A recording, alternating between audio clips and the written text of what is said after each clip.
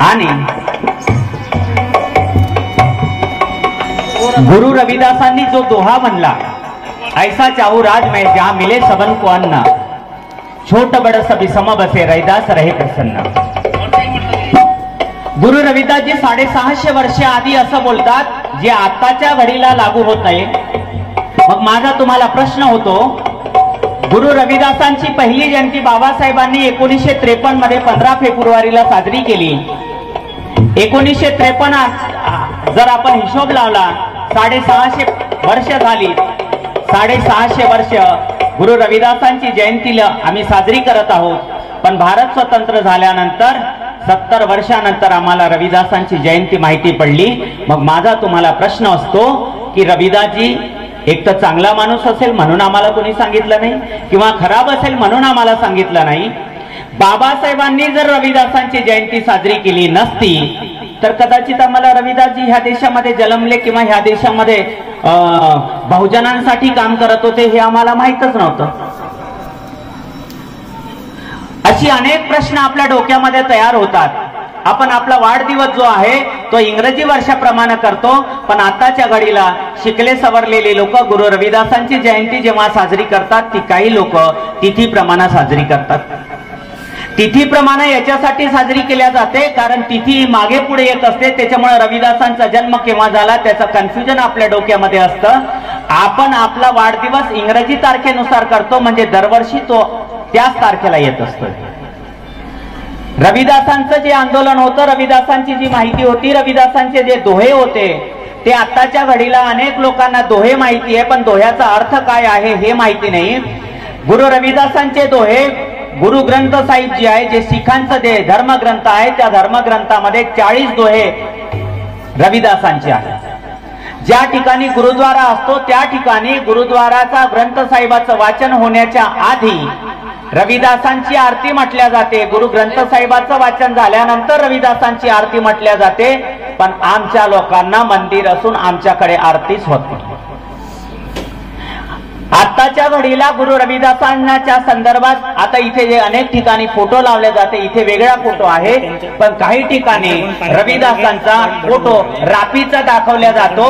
ह्या देशाची व्यवस्था, ह्या देशाचं लोक जे आम्हाला रविदासाच्या संदर्भात रापीचा जर रविदासजीचा फोटो असेल तर हे चमाराचा महापुरुष आहे, चमाराचा देव आहे म्हणून त्याला सांगितलं जातं.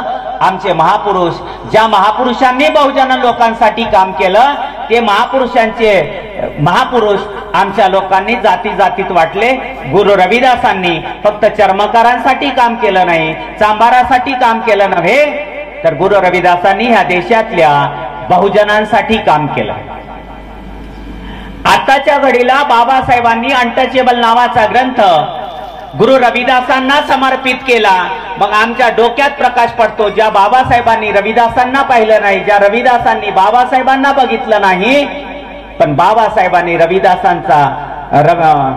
बाबासाहेबांनी लिहिलेला अनटचेबल नावाचा ग्रंथ रविदासांना समर्पित केला. मग नेमकं त्या काय होतं त्या अनटचेबल ग्रंथामध्ये? ज्या ग्रंथामध्ये ज्या रविदासांनी 650 वर्ष आधी ज्या ओव्या लिहिल्या, साख्या लिहिल्या, त्या साख्यामध्ये जी अस्पृश्यता लिहिलेली होती ती अस्पृश्यता बाबासाहेबांनी वाचली आणि त्याच्यावर ग्रंथ लेखन केलं आणि तो ग्रंथ रविदासांना समर्पित केला.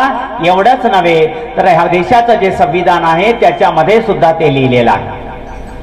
मित्रांनो, ह्या देशामध्ये जी चांभार लोक आहेत ती चांभार लोक साधी सुधी चांभार लोक नाही, किंवा चांभार लोकांचा इतिहास दैदिप्यमान आहे. 1818 मध्ये जी भीमा कोरेगावची लढाई झाली, ज्या 500 शूरवीरांनी 28,000 लोकांचा खात्मा केला, त्या शूरवीरामध्ये चर्मकारांचे सुद्धा 4 लोक होते. हे आम्हाला माहिती असायला पाहिजे. त्या 500 शूरवीरामध्ये चर्मकार होते, मातंग होते, धनगर होते, माळी होते, तेली होते, साळी होते, कुणबी होते, मुस्लिम होते, त्याच्यात चर्मकार सुद्धा होते. हे सांगताना मला जास्त अभिमान आणि आनंद होतो.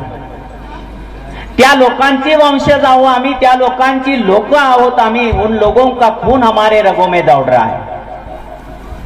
मित्रांनो, ह्या देशामधले जी चांभार आहेत हे चांभार साधे सुधे लोक नाहीत, ह्या देशाचा इतिहास लिहिणारी चांभार लोक आहेत.